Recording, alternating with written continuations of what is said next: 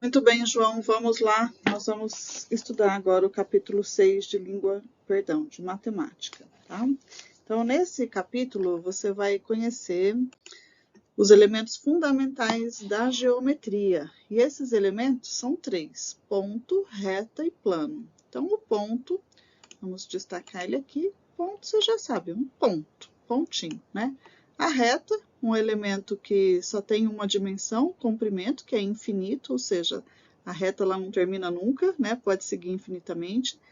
E o plano, que vai possuir duas dimensões, altura e comprimento, também pode ser considerado infinito. Aqui altura, aqui comprimento, tá? Plano alfa, plano beta, plano gama, né? Pode ser utilizado qualquer uma dessas nomenclaturas para ele. Nós temos também, então, a partir desses elementos fundamentais da geometria, a definição de reta, semirreta e segmento de reta. Uma reta sempre vai ser determinada por dois pontos. Então, entre o ponto A e o ponto B, nós temos uma reta. Aqui existe uma reta que vai de A até B. Mas aqui está dizendo para nós que a reta não tem princípio e não tem fim. Por quê? Porque a reta não começou no ponto A, ela veio de algum lugar e ela não termina no ponto B, ela segue para algum lugar, é infinito. Quando nós vamos representar matematicamente a reta, nós vamos escrever assim, AB, letras maiúsculas, né? E em cima tem um traço que identifica a reta AB.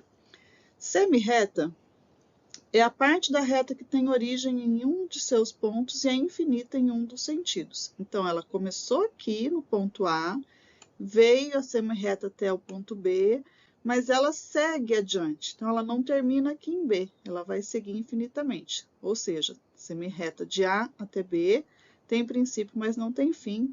Começa em A, por isso ela é identificada aqui em cima com esse pontinho. Já um segmento de reta é a parte da reta que tem origem e fim em dois de seus pontos, que são distintos entre si. Então, tem que haver sempre dois pontinhos.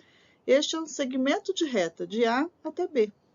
Então, aqui nós temos um pedacinho que não continua, ele é só assim, ó. Ó a diferença, a reta, ela segue aqui, né, antes de A e depois de A. A semirreta segue depois de B. E já o segmento de reta é somente esse trecho que vai de A até B. Nós temos também os segmentos colineares, consecutivos e adjacentes das retas. Os colineares, quando eles estão situados em uma mesma reta suporte. Então, os colineares estão aqui, ó. A mesma reta, vários pedacinhos de reta dentro dele. De A até B, de B até C, de C até D e de D em diante aí até o próximo ponto. São retas colineares, todos situados na mesma reta suporte. Dois segmentos são consecutivos quando eles possuem uma extremidade em comum. Então, vamos conhecer isso aqui na prática. Ó, aqui nós temos a reta que vai de E até F, tá aqui. E nós temos a reta que vai de F até G. O ponto em comum é o F. Então, esses são chamados de segmentos consecutivos. Já os segmentos consecutivos e colineares, eles são adjacentes quando possuem apenas uma das extremidades igual, ou seja, quando não tem pontos internos em comum. Então, ele vai de a reta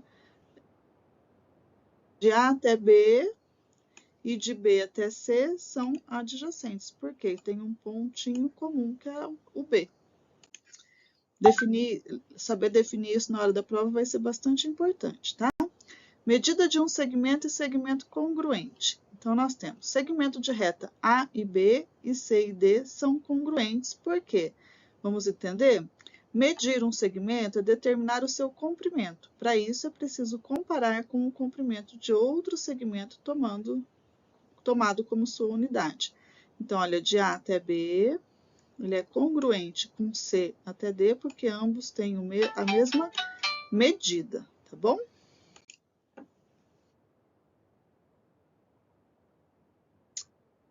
Vamos conhecer outra questão importante aqui da geometria, que são os ângulos.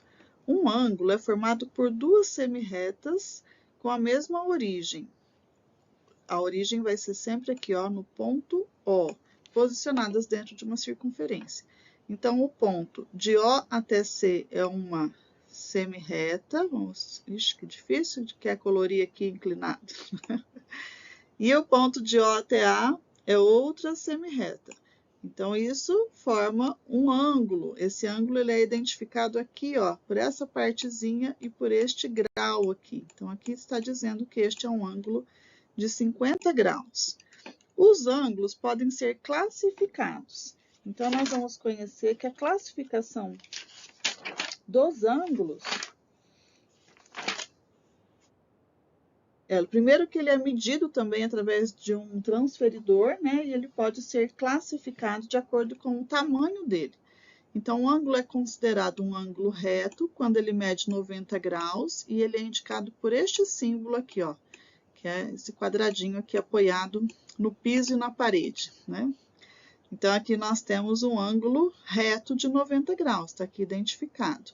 O ângulo parte do ponto em comum O, a reta de O até B traz um pedacinho, de O até A traz outro, e aqui forma este ângulo aqui, é um ângulo de 90 graus.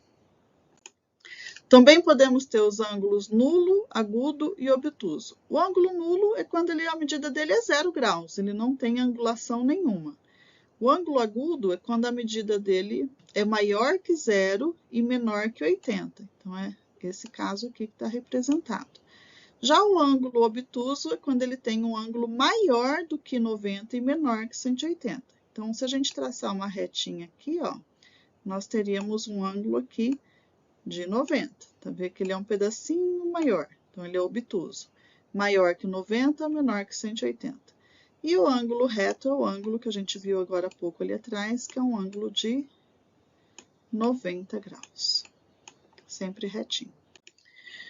O ângulo pode ser considerado raso ou de uma volta. O ângulo raso é um semicírculo, tá aqui, ó, 180 graus.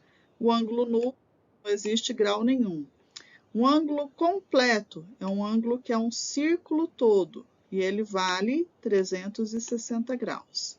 E já o ângulo reto, que nós já vimos, é o ângulo de 90. São ângulos padrão esse. Então, ó, 0, 90, 180 e 360. As posições relativas entre duas retas é o tema que nós vamos ver agora. E pode ser que na hora da prova você tenha que fazer a medida do ângulo aí, né?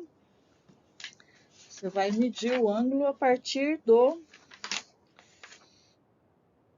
Tem que levar no dia da prova, perguntar para a professora se vai precisar. Então, posições relativas entre duas retas, quando nós temos duas ou mais retas situadas sobre o mesmo plano. Então, elas são chamadas retas coplanares. O plano é esse, ó, tá? Esse aqui é o plano.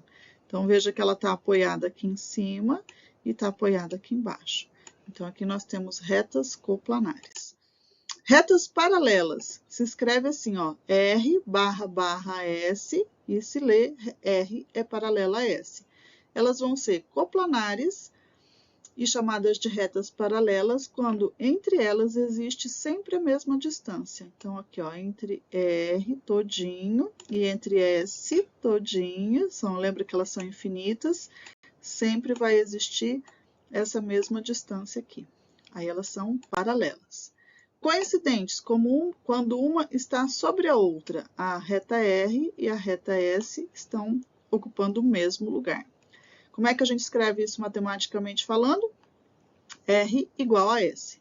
Então, elas são retas coplanares, coincidentes quando uma sobrepõe a outra. Então, as retas coplanares, quando elas possuem um ponto em comum, elas são denominadas concorrentes, elas concorrem pelo ponto. Então, o pontinho delas está aqui no meio, onde elas se encontram, e aí você escreve R, X, S, e vai ler R é concorrente a S. Retas concorrentes se cruzam, retas paralelas nunca nunca se cruzam e retas coincidentes se sobrepõem, uma está sobre a outra. E por fim, nós vamos ter as retas perpendiculares. Elas formam um ângulo reto, na verdade, 4 ângulos retos, né? São chamadas retas perpendiculares entre si. Então, aqui a gente tem um ângulo de 90 graus, aqui também podemos ter temos um, e aqui também temos um. Então, qualquer uma das posições, qualquer um dos quadrantes, cada um pedacinho desse aqui é chamado de quadrante, ele vai sempre medir 90 graus, e essas são as retas perpendiculares.